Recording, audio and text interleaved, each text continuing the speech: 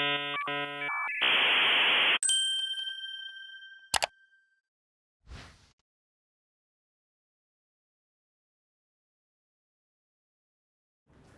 hi, I'm Robyn, and at an event like this, I'm always quick to point out that I don't really do tech.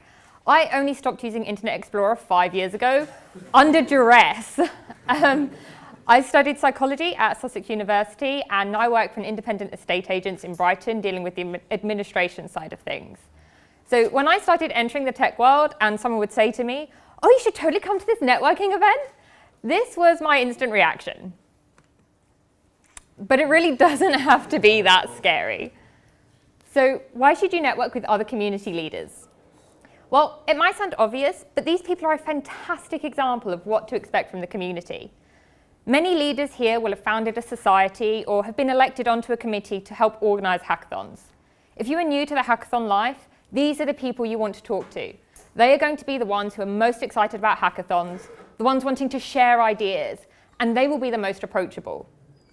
Everybody in this room was once a newbie, and they know that talking to someone new can be intimidating, but also incredibly rewarding. Once you know these leaders, they can help you with issues you are having.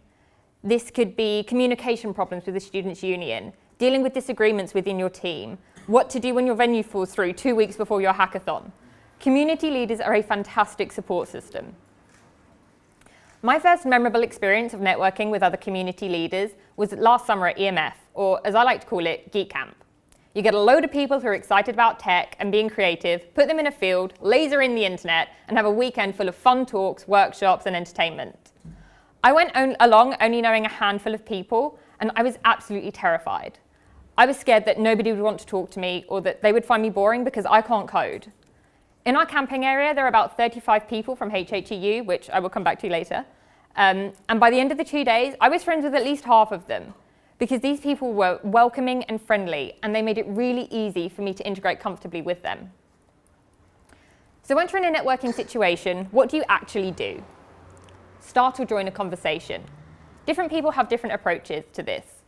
I have a friend who joins conversations by walking up and asking, "Excuse me, do you mind if I join your conversation?" It can be that simple. You might see someone you know talking to people you don't know, and can use your friend or acquaintance as a way in. I tend to overhear something of interest and either start listening or chime in and then forget to introduce myself until a little while later. It's whatever works for you. Once you start talking, you want to be finding out what has brought somebody to the event. Here, you could be a hackathon organiser looking for advice on running a hackathon. You might be a veteran hackathon organiser ready to impart your knowledge so others don't make your mistakes. Or you could be a sponsor looking for events and supporting the community. Or you might be a supplier offering the best deals for organisers. Find out who you were talking to. Next, you want to find mutual interests. At a tech event, you know that's a good place to start, but it's okay to talk about other things too. You will have at least one non-tech related thing in common with everyone in this room. I was at a work networking event full of solicitors, financial advisors, and estate agents. And the people I remembered at the end of it were the ones who I spoke to about crafting, the Deadpool film, and the Lego games. If you've decided to network because you have a specific point you need help with, don't be afraid to ask it. Even if that person can't help you, they might know someone who can. Most importantly, ask how to keep in touch. I always feel really nervous at this point, but I promise you it's not creepy. You can add them on Facebook, follow them on Twitter, swap numbers or emails, whatever you are comfortable with. Now, I don't recommend you follow up every single person you talk with, but if you found someone interesting or you want to continue a conversation you were having, it's okay to contact them to keep that conversation going. So where do you get on board? Right here. You have spent the weekend talking to other organisers, MLH coaches, sponsors, all the people who can help you out, but you need to continue these relationships. There are some fantastic online communities available to you. If you are not already a member, join Hackathon Hackers Europe, also known as HHEU, on Facebook.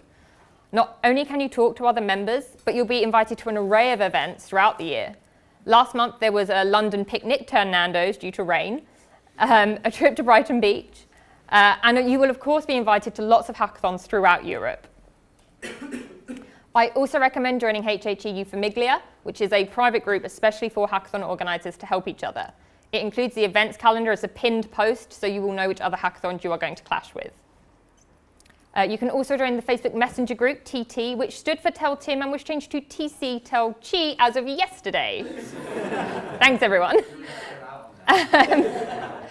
This is a group for organisers past and present. There is always someone awake who can help you with your problems or who will listen to you blow off steam. You can also go to HHEU dinners, which are a lot of fun. GitHub very kindly sponsor many of these events, so tech communities can get together and have a bite to eat. Now, this is not just for leaders, so it's a great way to encourage your community to grow and allow others to network with you.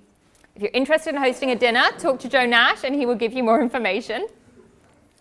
You can also network with other leaders at hackathons. We love to go to other people's events, but I should point out this is for networking with attendees and not the people organising that hack, because they will be really, really busy. And sponsors are at hackathons specifically to network, so go and introduce yourself. So too long didn't listen. Networking is not scary. It's just talking to other people. Everyone is nervous the first few times, but it does get easier.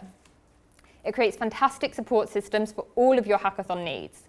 Remember that you are a community leader and you have knowledge. This talk has been about what you can gain from networking with others, but other leaders can benefit from networking with you too. Keep the communication going. Join the online groups, go to the events, look after the relationships that you have started here.